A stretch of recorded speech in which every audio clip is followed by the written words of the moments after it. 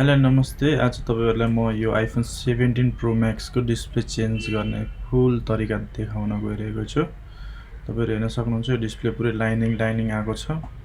धेरै नै लाइनिङ आएको छ यो डिस्प्लेहरुमा। यो चाहिँ 17 प्रो मैक्स ओरेन्ज कलरमा हो। यसको डिस्प्ले चेन्ज गर्नुपर्ने हुन्छ, लाइनिङ फिक्स हुँदैन। यदि लाइनिङ फिक्स मात्रै भयो भने फेरि इस्यु भइहाल्छ। त्यो भन्दा बेटर भनेको डिस्प्ले फेर्ने अप्सन हो, मेन अप्सन चाहिँ।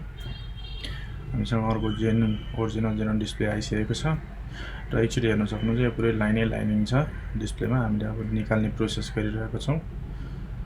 यसरी यो हामीले सुरुमा फोन हिट गरेर निकालेर ल्याएर यो ओपनर हुन्छ, यो ओपनरबाट डिस्प्ले तान्ने कोसिस गरिरहेका छौं।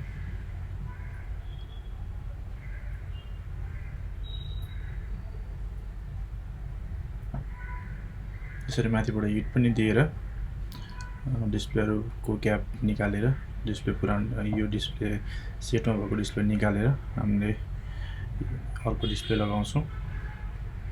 र यसै गरी अलिअलि ग्याप भयो भने यसलाई हामीले यो ओपनरलाई छोडेर हामीले अब हातैले गर्छौं, म्यानुअली गर्छौं।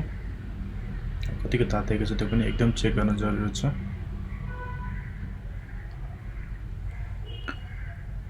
र फाइनली अलिअलि ग्याप भइसकेपछि हामी यसरी यो ब्लेडले टक्कै अलिअलि ग्याप बनाएर त्यो थिनरहरु हुन्छ, यो थिनरले यो गमहरुलाई निकाल्ने काम गर्छ।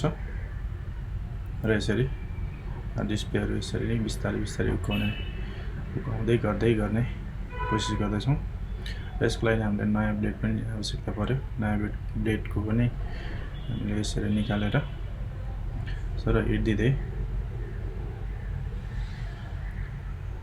यो फोनहरु ओपन गर्नेमा चाहिँ हिटमा एकदमै इम्पोर्टेन्ट हुन्छ।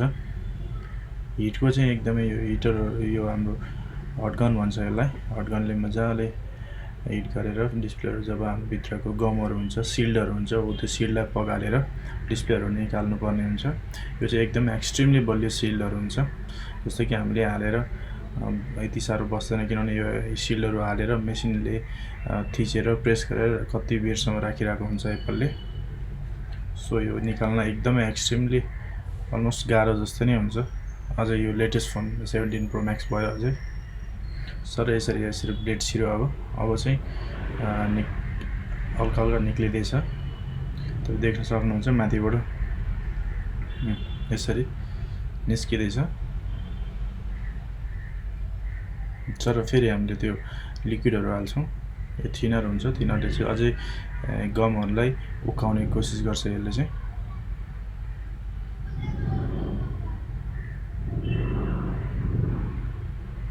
र यसरी बिस्तारै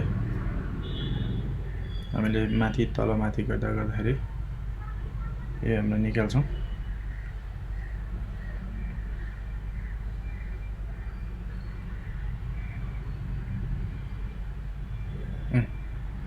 ठ्याक्कै अलिकति ग्याप पक्रेर यसलाई बिस्तारै बाहिर निकाल्दै हिट गर्दै डिस्प्ले निकाल्ने कोसिसमा छौं हामी।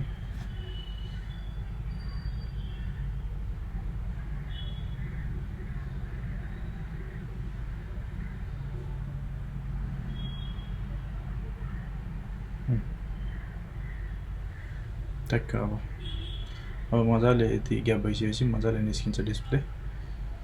यो एकदमै एक्सट्रिमली साह्रो हुन्छ यो डिस्प्ले निकाल्ने बेलामा चाहिँ एकदम केयरफुल तरिकाले निकाल्नु पर्ने हुन्छ। अर्को कुरा त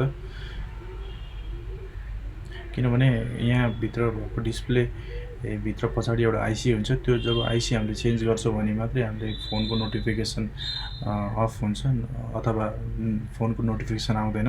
अब त्यो फोनमा नोटिफिकेसन आइरा हुन्छ अथवा लस्ट मोडको डिस्प्ले छ भने लस्ट मोडको आउँछ। अब डिस्प्ले अननोन पार्ट्स अथवा डिस्प्ले नट भेरिफाइड यसै मेसेजहरु आइराको हुन्छ। त्यसको लागि चाहिँ भित्रको हामीले आईसी लाई भए पनि सेफसँग निकाल्नु पर्ने हुन्छ। र त्यो आईसी निकालेर अर्को नयाँ डिस्प्ले पछाडी टाँसेर अनि मात्रै डिस्प्लेको मेसेज हटाउन सकिन्छ। सो त्यसको लागि केयरफुल तरिकाले निकाल्नु पर्ने हुन्छ।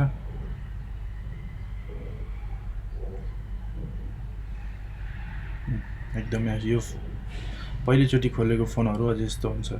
सेकेन्ड चोटि फोन खोलिसकेकोहरु यस्तो समस्या हुँदैन। फर्स्ट टाइम कुनै फोन को सिलहरू ब्रेक भइरहेको छ, सो यति टाइम लगाइरहेको छ।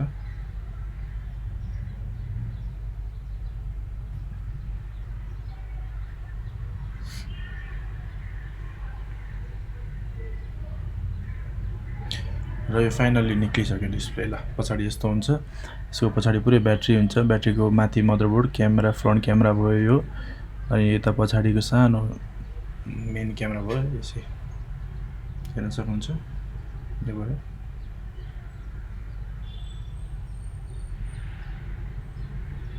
र अब हामीले यो प्लेट खोल्छौँ, यस डिस्प्लेको प्लेट यसरी दुईवटा स्क्रु प्लेटहरू निकाल्छौँ। त्यसपछि ब्याट्री कनेक्टर यहाँ माथि हुन्छ, त्यो ब्याट्री कनेक्टर छुट्यायो, त्यसपछि फ्लेक्सको पत्ताहरू छुट्यायो।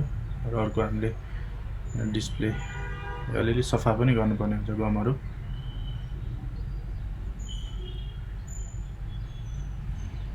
र यो चाहिँ अर्को डिस्प्ले हो, अर्को जेनन सेटकै डिस्प्ले हो।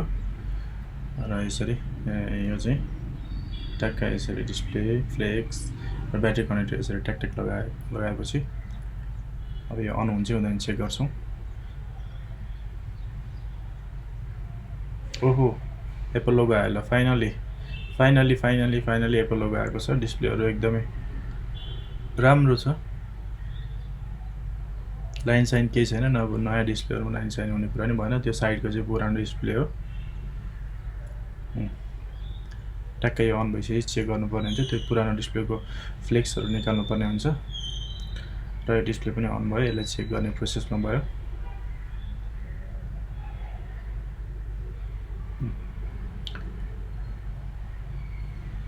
अब यसरी टचहरू चेक गर्न मिल्छ। त्यसपछि क्यामेरा अघि कुरा गरेको अनुसार डिस्प्ले चाहिँ यस्तो आउँछ कि a new display has been install not verified, यस्तै समथिङ भनेर आउँछ। क्यामेराहरू, माइकहरू फेरि चेक गर्नुपर्ने हुन्छ, front camera, back camera, volume up down सबै कुरा चेक गर्नुपर्ने हुन्छ। र फाइनली हामीले डिस्प्ले यो यसरी चेन्ज गरिसकेपछि एकदमै नयाँ तरिकाले राम्रोसँग चलाउन मिल्ने भएको छ।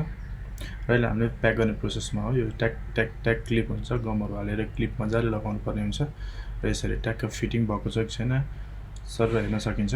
र तलको लास्टको स्क्रु हुन्छ, यस स्क्रु मजाले यसरी दुईवटा स्क्रु हुन्छ, यो 0.8ले खोल्छ। ल यसरी ट्याक्क स्क्रु लगाएपछि अब हामीले फाइनल त्यो फुल भइसकेपछि पुरानो नयाँ डिस्प्ले देखाउँछौँ। ल हेर्न सक्नुहुन्छ, यो डिस्प्ले पछाडिको पुरानो हो, 17 प्रो म्याक्सको। ल झऱ्यो हौ, यसरी ट्याक्क तल झऱ्यो, त्यसले केही फरक पर्दैन, ड्यामेज डिस्प्ले हो। र यसरी 17 प्रो म्याक्सको डिस्प्ले फेरिन्छ। होपफुली तपाईँलाई राम्रो लाग्यो होला। Thank you so much.